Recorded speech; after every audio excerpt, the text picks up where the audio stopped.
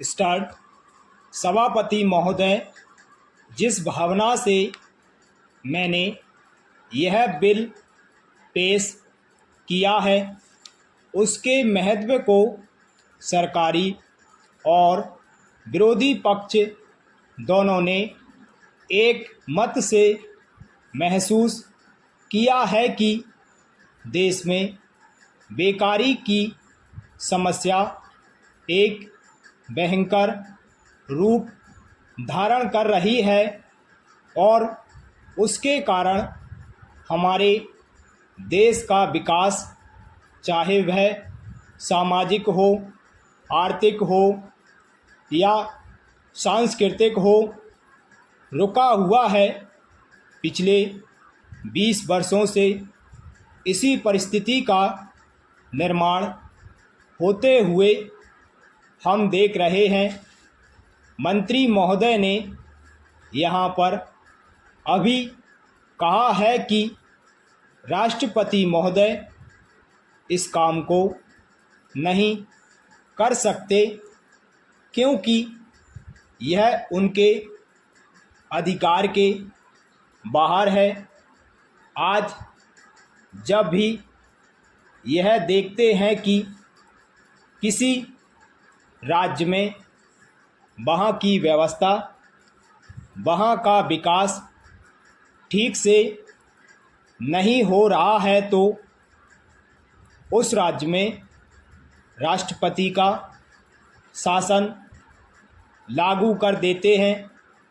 Para सभापति महोदय, जब किसी राज्य में अराजकता फैल रही हो, विकास का काम समाप्त हो गया हो और वहाँ के नेता जिम्मेदारी से काम नहीं कर रहे हों तो वहाँ पर राज्यपाल का शासन लागू कर दिया जाता है।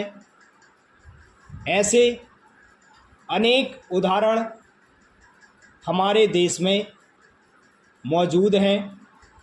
इसी प्रकार हमारे राष्ट्रपति महोदय सबसे बड़े अधिकारी हैं और अगर देश में इस तरह की स्थिति काफ़ी समय तक चलती रहे तो राष्ट्रपति को आपातकालीन स्थिति में इस देश की सुरक्षा के लिए, इस देश की तरक्की के लिए सारी जिम्मेदारी अपने हाथ में ले लेने का अधिकार है।